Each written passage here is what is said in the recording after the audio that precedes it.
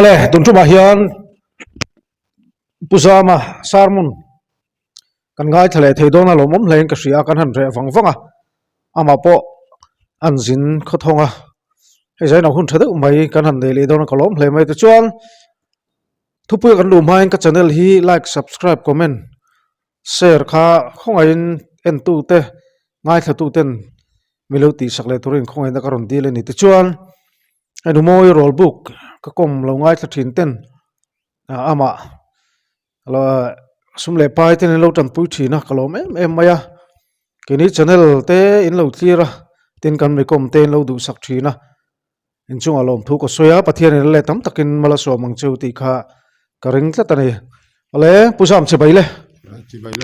he zaina hun kan han le do na kalom hle maya en thunge i soidon kan threla nang ma pathian ina thua pek che khanen ron puang chuak lenga du tokin hun han la chhout che ni he han in kom te po hi alom veng renga khoi lai amot min lo en nat lom thu min lo fil ve te hin lo thina pathian rong bol na chikhat poimo tak ni pon ka hre chu wang chuanin puya sanil la hianin han ti vele hi ka du deuh hleka tin ani point alo in hong boka han kom le don chunia mania aizola salim venga nubia ke teina mi somli somnga jinga ka sei to amaro chu khang kha chu ka du khop lowa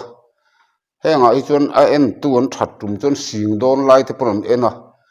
chu tiang chu nia mi tam tak ne na sei ta na tha ka ti ema wangin sei non le ka du tat ne sota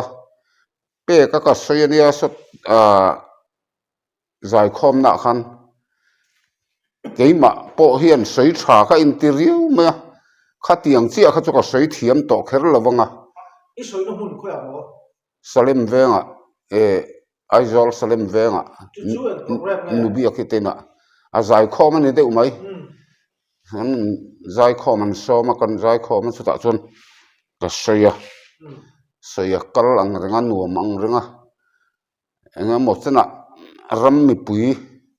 khria ta han soya tan thariu a hriat na kha ne hetiet chanela han soile kher kha thain ka hria kan tim le ka soi to na chu ma sela mi pui tam jok ngai thak theina lo nia henga chuanin lo thir tuan lo tam jok thea kan tiania ni heti hian kan han sei chun zom chho mayanga pathian thu ina asoyang khan isaizia ka chuan van ka thut phania lei ka ke nga chana nia eng ang ni nge in mi sakang khonge ka chol na tur chu ti in pathianin min zot ania alian hle maya chol na tur in han sak dan kha hriat anga in ka hria chuan thuthung thar lam tir ko pora tong kama chuan lungrem sang rem takain chuk tu akhom lalpa in ro pui ta ka thing thin te tia chu lo lea chuan ama pola vekin lalpa chukuta sakina ta chun om si lawa keini jong pathian nungbiak in kan ni ti te na soya tin chu lo lea chuan bung le chang danga khanin siam tharle na chau lo chu sertan hi engman lawa sertan lo po engman ni lo atia tu po krista isuam chuan thil siam tharania thil hlui te chu ral to ngai te lo thar ta ti na soya chu wang chuanin siam tharna thole na ram thua bok kha sei ka du deuh tata in sak tur khanin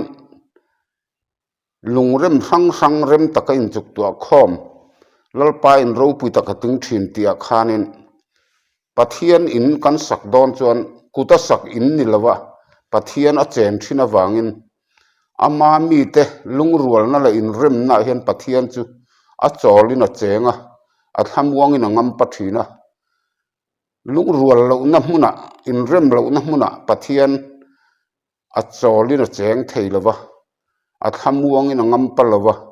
chu wang chuan lung rual na hmun lung rual na in rem na hmuna khan pathian chu a chawl thina ni mi hring te pawh hi hei kan valenga tu te in a mawmi in a te kan len na te kha an lo in ti buai viau chuan an lo buai viau na chuan kan tha angam theilowa kan chawl theilowa ni chu tiang deuh chuan khovel Christian te ti duai la zoram Christian te hi kan lung rual lo na sat lutuk zia hi kan in rem lo na sat zia te keima ni a hen pathian hi chol adu ve to a chu ti lai chuan chol na kan tlin si lo zia te tu po Krista Isu om chuan atia i Krista Isu om emo kan in ti lai hian kan lo la om mia lo the ani om chuan thil siam thar ani a ti sia thil siam thar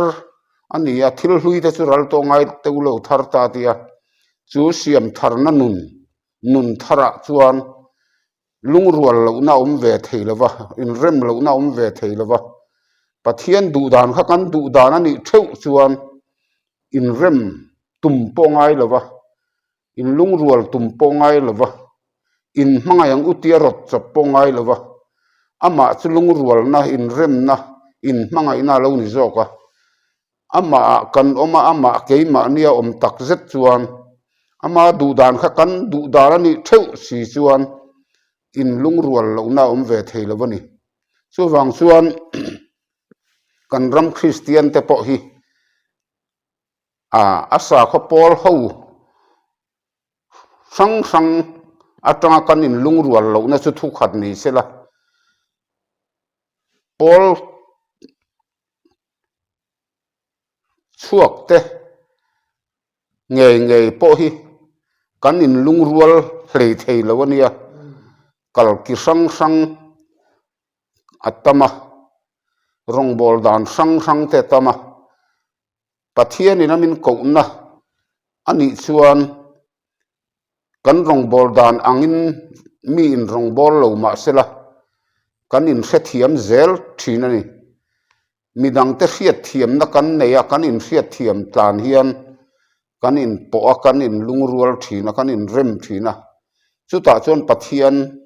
aron chawl aron cheng thina a thlamwang in angam pathina chutilowa pathiana kan om tak si lo laia lung rual anga in ngai pathiana om nia in thretlet ma se om tak thewila chuan tu te pawh hi kan in rem vekang ti karin dan ania ama zokin keima ania om mai du tok lo lal ala du le ngala ama lal na ram kha keima ania tundina tumani sia sumi pathian du dan zok chu kan zawaya du dan ani theina turatan chuan kan mi hring du dan te ngai dan te rin dan te hi chuan ang don lo chu wang chuan kan pian phung le kan hmel poin ang lowa ama pathiana chuan tu ma mi hrang kan om lowa aziak thu bokina soya nun Krista chuan tu ma then kan ni lowa nun Krista a chuan in pum khat na in rem na a oma chumi chu kan nun hi ala Krista tok lo nin ka hria kan ram ring tu nuna hian hei hi ma ni in chut pei lovin in chut na chang thelovin kan in du tok hlar vek mai hian ka hemaya ma ni toka dikber klingber anga in hriat na te kan neya ma ni diklo na lai kan hre theilo khop maya a pathian thu a chuan sama bokhanin tunge ma ni thil ti sual hre theyang te tia ma ni thil ti sual po hre theilo kan diklo na le kan tinlo na po hre theilo kan ni thina wang hian tharau thiang hlimin keima ania lalna chana na tho tak tak chuanin mani ni na hi kanin muchiang thina kanin sachiang thina kan tlin lo na lai le kan fel lo na lai po kan in du tok lo na chang kan ria chu tiang chuan kan in sa theya mani chu ti lo chuan tuna kan ram Christian tam berte kharau mi kan ti te po hian rong bol dan sang sang a oma ati a khanin mani rong bol dan te chau mai kan han choi vonga kal ki sang sang a oma chu tiang ang chuan mani kal ki te chau choi vongin midang kal ki te chu kan nau sama chu tiang awang chuan in lung rual na hi a om talawani chu aram ang chuan Christian ram kan in ti ven lai hian kan Christian dan hi asuak adal kan ti don nge ni atak tok lo ni hian ka ria chumi awang chuan heng thu te hi sei tul kan ti em le te ka chu ti lo chuan pathiana tharawa kan om tak taka tharau ke ma ni om tak chuan chuta chau chuan in lung rual na in rem na omani ti hi kan pomanga ya kan hriat thiamanga ya chu wangin tuna zoram Christian te lungrem sang kan ni na a lung tum pakhat angin mi pakhat hi in ngai taila chu tiang chuan in rem angaya pathiana chau lo chuan in rem na om si lova tharawa kan om tak zet chuan in rem lo na om to bok si lova chu wang chuan kan zoram Christian te hian he Paul kan ti dan le biak dan ni mai lovin ma ni mi mal ngai dan le rin dan te kan choi vong thina chu wang chuan kan in pum khat tok lo thin hian ka ria ama nun Krista a kan om tak zet ni chuan in rem tumangai lo ka ti tong khan in mangai tumpo ngai lo in lung rual ang uti po rotangai lo ama chu in rem na in lung rual na in pum khat na ni mai zo ka chumia chuan pathian chu kan hne na alo thina tamle tlem po ni lo mi pahni pathum lek po ni sela an hne na ko zelang ti tu ania kan pathian hi chu wangin ama nen lo chuan khoilai ma hi mun nuam ani theilowa ama nen chuan khoilai po hi mun nuam ani in awan ram em thina ni ama nen chuan khovel kan ti leilung po hi nangi om chuan leiwan chang thin ti hla te po an lo phua chu wang chuan ama nen chuan wan ram alo ni zela chu wangin kan ram Christian te hian ama kan om tak zetem ti hi kan in ngai tua kan in sut angai khop maya kan om tak si lawa ome mo kan in ti na lai tak mai hi apoi em mai ni chumia chuan pathian ina min du dan kheng phalo hian mi hring ngaya moi le ro pui kan zonga chu tiang chuan mi fak le choi moi te kan thahlela chu tiang mai maya pathian rong bol a hun to lova chu wang chuan keima ni a hian pathianin alal ram rondin adu sia wangin tuna Mizoram Christian te nuna hian pathianin lalna achan phot chuan in rem na in mangai na in pum khat na lo omanga ti chuan hrui khat vuan ulaka then kai ang chu ti te po kha ala ni zel dona hrui khat kan von na tur tak chu pathiana kan om tak zetani chuan chuta chuan hrui khat kan vuan thina chu ti lo chuan hrui khat kan vuan thei si lawa kan ram te po hi then kai kan du a independent te kan du a chu tiang chuan leilung ru ta po thu ti sa ma son le changkan kan du lai hian kan changkan na tur le kan ma son na tur tak tak chuan in lung rual na apoi mo ni chung kwa te po kan nei veka chung kwa lung rual lo na chuan ma son na changkan na tak tak theilowa chu wang chuan tuna hian chu pathian thu a hian van ka thut phania lei ka ke nga chanani eng angin nge in mi sak sak angan tia a in sak sak tur khanin khongai ka chol na tur chu te tia zo na min pe ania a in sak dan turak ha chuan tu te ma hi in ngai hlu tur kan om lowa chapo tur kan om lowa ama lowa eng ma kan ni lo zia kan in siat chiana ama kan pathian chu kan zawaya tan engkima kan engkim ani na ama chawi kan chuan tlan dial dial lo chuan keima ni le keima ni kan in ngai hlua kan in chuang thina chu tiang chuan kan rong bol dan te kan chuang kan choi sanga tu te rong bol dan e mo te chu kan vangai nep ta thina chu tiang angani chuan eng ti kong main kan lungrual don lo pathian po kan chunga alom theilawang chu wang chuan ama pathiana kan lom theina turatan po ama ne na kan in kung kai na le kan in rem na apoi mo ma sabera kan mi mal tin nun hi ama kan om tak tak chuan tu po Krista Isu om chuan thil siam tharani tia Krista Isu kan om tak zetani chuan pathian ngaya thil siam thar kan lo ni theya chuta chuan tlang thiang hlim nun kha lalpan min tiam ram kha kan lo thleng thei don chawnia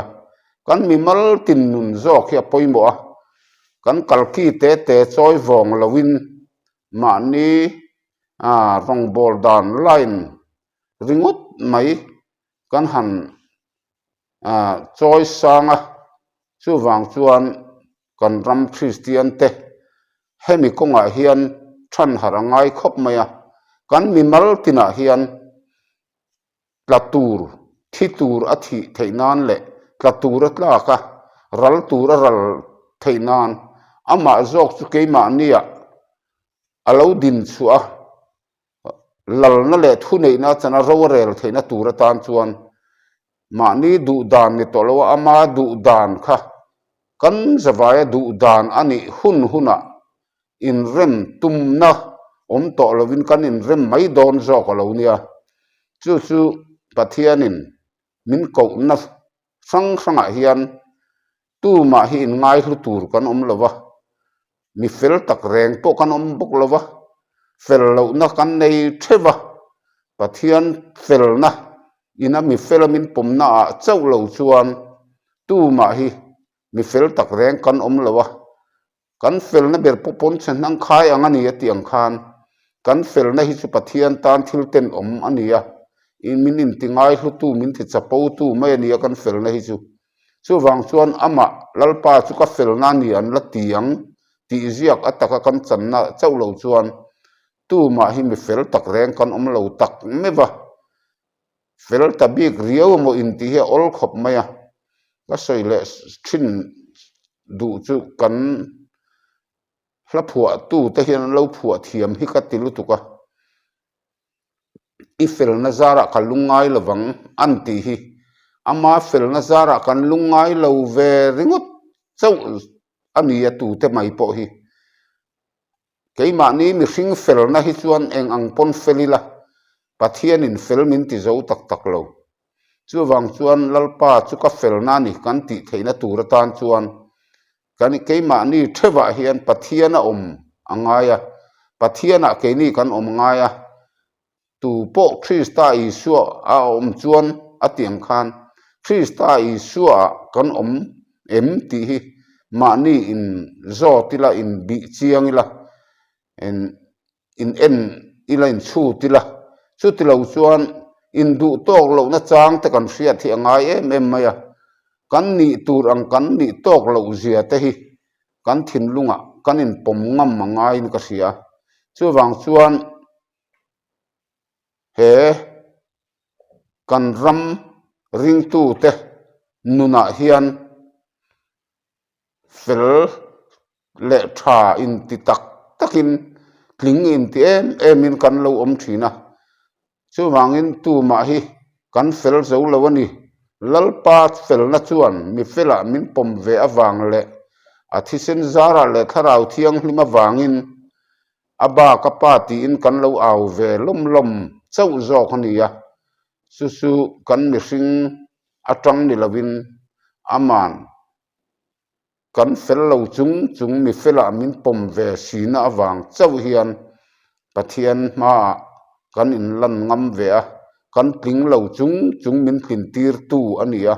chu wang chuan zana po hian kan saidu chu zoram ring tu te Christian te kan Paul ti dan le biak dan mai ni to lovin Paul khata le Paul lo te po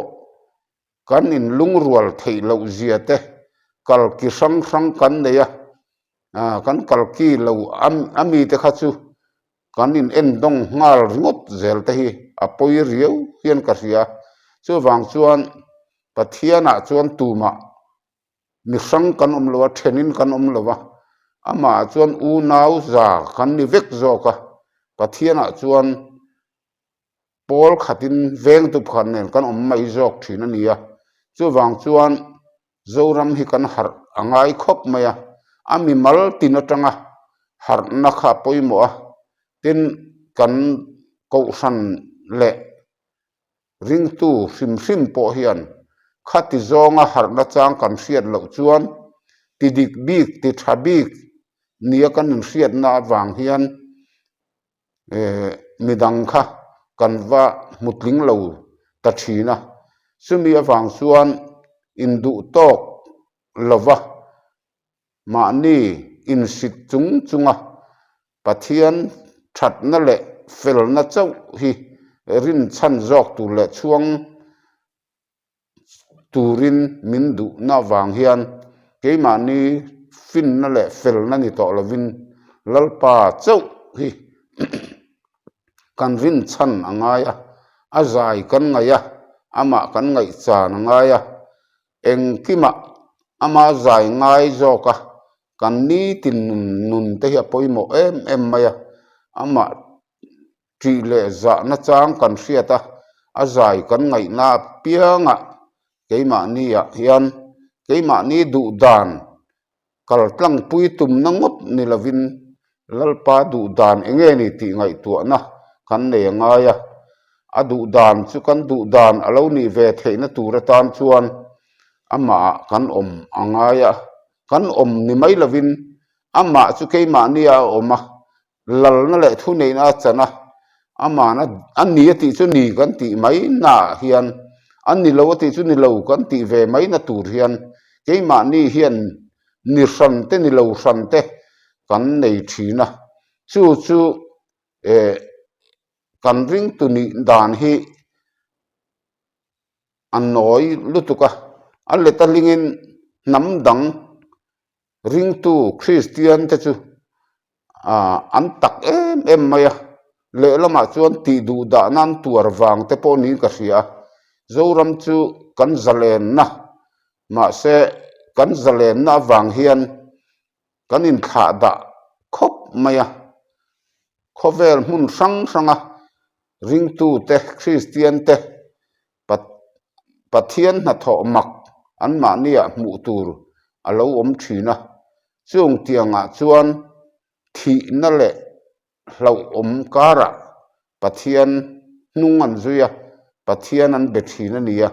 keini chu kan zalen em chung po hian kan la be thape mang lo ania an ni namdang Christian te chu ti du da na kara po thi huamin pathian rong an bol ania chuwang chuan kan tak lo em na chan po hi kan zalen lutuk wang te po hi ni sok ma te hian ka ria chu wangin tuna hian ring tu kan ni na hian ma ni in du tok taka pol chuak kan ni ngot po hi atok lo kai ma ni a hian pathian in lalna acham chuan si lo chuan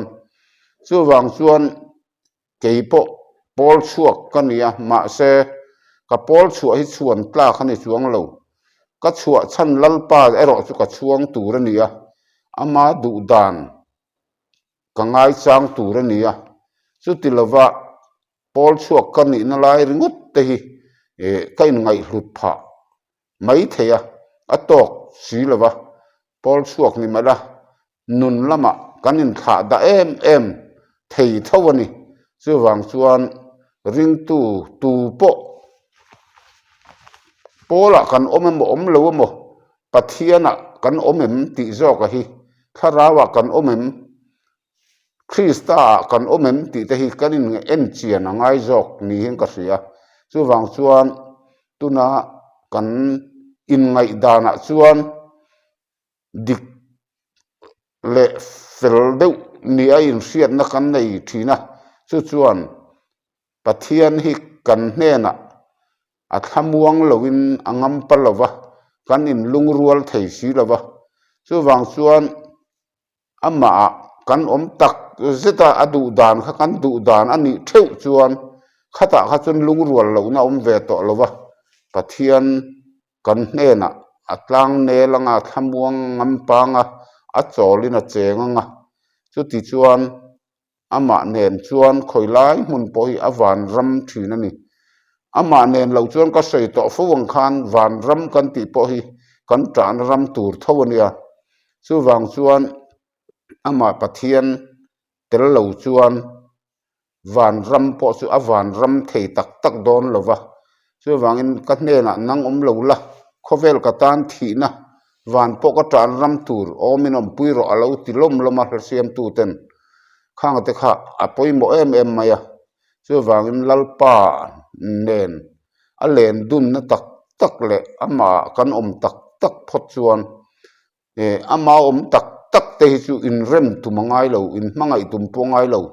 kan in mangai mai ni u nau ni ngai lo te kan in u nau maya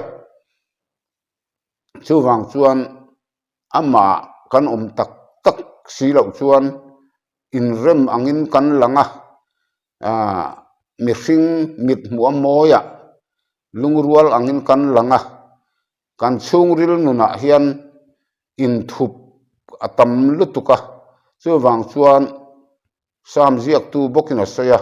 sual in thup telaka min ti fihli mang chetia ma ni na anga lang chuak ngam lo ni lo anga lam chua kan ching sia chu wang chuan kan ring tu ni dana hi ma ni in du tok lo na chang khiat hi apoimo riau hiang ka ria in ngai hlut na te chapo na te uan thuan na te hi anasa chu wang chuan tu te mai po hi pathian lova engma kan ni lo chian zia hi kan in riat chian zual deuh angaya ama pathian chu engkima kan engkim ani le sizia kan mu chua theinan chu wang chuanin tuna hian pathianin a chen na tura in min sak na turin lungrem sang hi rem taka kanin chuk tu khom kanin lungrual kanin rem na chuan pathian ang a cholin a cheng don ani chu wang chuan keima ni kalki te choi vong chung hi chuan tu te ma hi kanin rem don chuang lo in rem angin lang thin mai la kan chung ril nun tak taka hian in lungrual lo na in rem lo na om tho thin sia chu pathian na mutlang vek bok sia chu wangin keinina alanga moya tha angalam kan tumna ringot hi pathian a du tok lova chu wang chuan tuna hian ama chuan siam thar kan ni thil hlui te ral to ngai to lo thar ta ati anga mi hring thar kan ni theina tura tan chuan keima ni a hian siam thar le na chau lo chu ser tan hi eng man lo ser tan lo po eng man lo atiang khan tu po Krista i suam son thil siam thar ani ti le bok sia chu wangin thil siam thar kan ni na tur tan chur Krista i su kan om tak zetem ti hi keima ni kanin ngai tua chian ngai hle hiang ka ria zoram Christian te tu te mai po kan mi mal tin nu na hian a Paul angina mo Paul lo angina mo po tu ma va fak tur le va sel tur po chuang po hin ka thin lo ba chu wangin min ko na zon na ni ro chuan khoya po kan lo omani the ama ro chu ko na zon ani ang zela kan om lai khan pola kan omamo pola kan om lo mo kharawa kan omam ti hi apoi mo zoka kharawa kan omem kharawin rong kan bolem ti te hi kan in ngai tu chian ngai em maya chu ti lo chuan kan ring tu nun hi asuak in adal em maya grep thami ka phuna atia ra thara turin ka beise ani ma se suakin lo ra ta ti te kha Isaiah zia ka khan oma chuwang chuan grep thami ninana na kha suaka ra tat chuwang chuan kan Christian dan te po hi in ngai tu chian ngai don khopin ka ria a ming mai maya Christian kan lo ni hi a hlawm khop maya ama William Button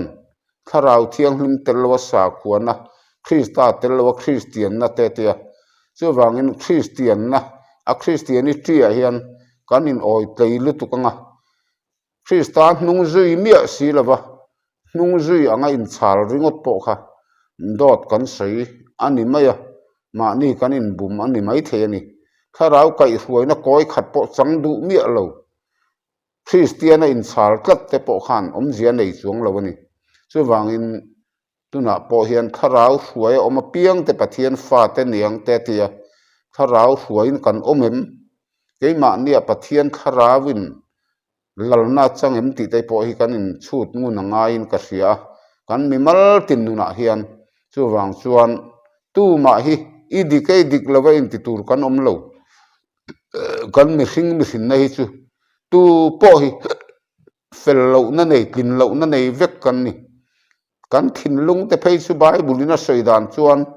selele der bum mang mi hring thin lung chu ti mai chu tiang thin lung chu kan nia maro chu ama thin lung mi nei tira kan thin lung chia khamin thak thenga thin lung thar mi pek atumania kan pathian hian chu thin lung thar kan nei phot lo chuan lung rual na in rem na om thei si lova keima nia pathian in cholna adu ve to sia in ama in sak turin min dua an sei koi thui devila davida kha a in sak tur khanin aren chu ala khomani amara chu in satu ani theilova thisen chu mi ani miaw wangin chu wang chuan Solomon a fapa khan a in tur a sak ang khan voindia po hian pathianin a omna tur in min khonge ka chol na tur chu eng angin nge in mi sakang ati awangin tuna kan biak in te hi pathian omna ni in kan ring mai the biak in ro pui tak le lian tak te po hi pathian a om tak setani chuan kharau danin kanin khomanga kharau rongbol nan kan manga chu tiang chuan tu te mo inti ho tu na mai ni to lovin pathian lalna ani zel to dor ani chu ti lo chuan biak in kan sak te po hi pathian chen na tur angin kan ngai hial mai thea chu tiang aya te zok ti mai ang mi hring mi mal tin nun hi pathian chen na kan lo ni theu angai zoka chu wangin lalpa chukuta sakina te chuan om si lo keni zong pathian nung biak in kan ni ati miaw wangin keima nia a om theu chuan kanin lungrualin kan pum khatanga kanin mangainga khovel po hi anuam don ani khotlang te nuamanga chu wangin kan nuna in polo me matharau mi te po kan in khalel lawa kan ngai na lawa kan in du sak em lawa mani masil nen kan khata chu wang chuan pathian hian kan ram ring tu tele christian te kan ni turang kan ni tok lo na lama hian mi ti har adua kan in mu chua adua chu wang chuan khalai kha han sairi kha kan du ania chu ti lo chuan tuna hian ama in eng angin nge in mi sak anga ti miu sia chu wang chuan ama in sak na tura tan chuan lungrem sang rem taka kanin chuk tu khom angaya chu kanin chuk tu khom theinan chuan kharawa kan om alo ngaya pathian in keima ni lal na le thuni na chana adu dan kha kan zawain kan du dan alo ni theu theina turatan kan thu soite pathian in tha ati angin malmin som sak theu ro se amen